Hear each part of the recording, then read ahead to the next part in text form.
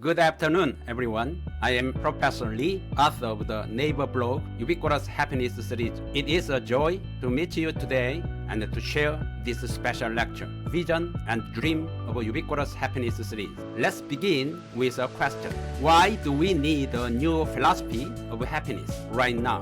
We live in an age of 100-year lifespans. Life expectancy is longer than ever, yet our sense of emotional abundance is shrinking. Technology evolves rapidly, yet the warmth of our heart seems to cool. We are surrounded by countless ways to communicate, yet genuine conversations grow scarce. People often come to me and say, Professor, I have enough money, but something inside feels empty. My family lives together, but somehow we have stopped talking. In those words, I discovered today's essential truth. Happiness is the philosophy of connection. When the self reconnects with others, when humanity harmonizes with technology, when economy reawakens to emotion, that is where true happiness begins. This philosophy was born from a letter I once received from a reader. She wrote, Professor, I have lived my whole life for my family, but I have never truly lived as myself. Now, I want to learn how to be happy in my own name. That single line moved me deeply. It was then I decided to reinterpret happiness through the languages of the humanities and economics, to translate knowledge into emotion and logic into lived experience. Today's lecture is the result of that decision, an invitation to work together through the landscape of Ubiquitous Happiness Series. This hour belongs entirely to you. After decades of giving your time to work and family, this moment is your time to pause, to listen to your own voice. One participant once told me, Professor, I spend money for my family, but I never invest a penny in my own heart. Happiness doesn't live far away. It begins the very moment you take care of yourself. May this lecture rekindle the warmth you once tucked away in your heart. Have you ever felt this? You buy something new, bag is full, but your heart feels empty. That is because consumption has become a reward for stress rather than a path to joy. Ubiquitous Happiness Series invites a shift. Ask not what should I buy,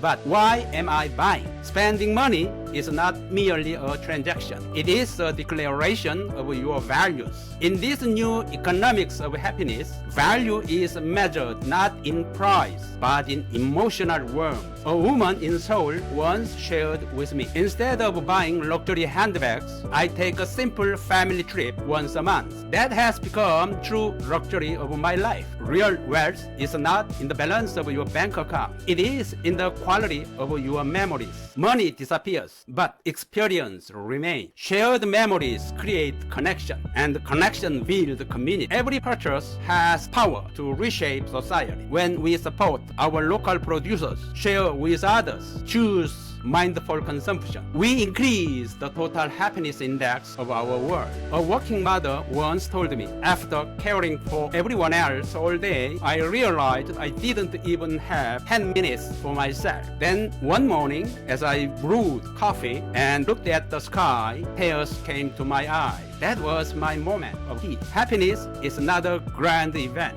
It is a brief recovery of soul. Create your own 10 minutes daily ritual. Listen to music, take a walk, or do absolutely nothing. Those 10 minutes will transform your tomorrow. Because Ubiquitous Happiness Series teaches, happiness is not a plan. It is a practice. After one lecture, a woman shared, when I began to smile more, my husband changed. My child looked at me differently. Happiness is not just one emotion. It is energy. It radiates through every conversation at dinner table, every word of gratitude, every gentle act of listening. I call this a family circular economy. Your smile changes atmosphere at home, and that warmth circles back to heal you in return. We live in a world where smartphones are our companions, even our comfort. Yet, despite being constantly connected, many of us feel deeply alone. Technology should not replace humanity. It should to amplify.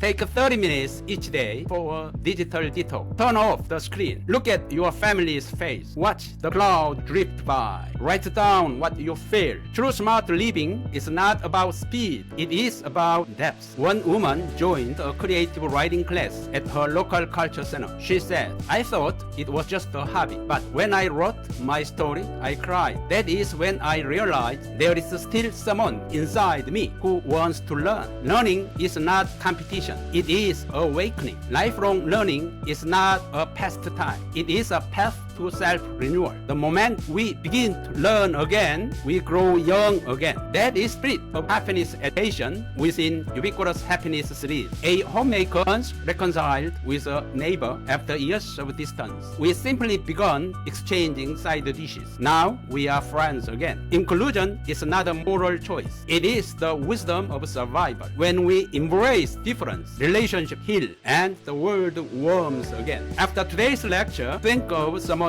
you have drift from. Send a message, make a call, offer a word of kindness. That single gesture might just change the world. A woman in Goyang City donates a small amount each month to support young local entrepreneurs. She said, it is not much, but it feels like I am making the world a little warmer. She is a true practitioner of empathy capitalism. In the new economy, trust, emotion, and connection are the real currencies. Giving is a form of self-reflection. Empathy is wealth that never depreciates. This is ethical foundation of happiness economy. After one session, a participant told me, Professor, nothing special happened, yet I feel good. My life feels warmer somehow. That one sentence captures essence of Ubiquitous Happiness Series. Happiness does not belong to tomorrow. It exists right here, right now, in gratitude, in relationship, in awareness. Everything in life is connected, and at the center of that connection is you, my dear friend. Happiness is not something given by others. It is a promise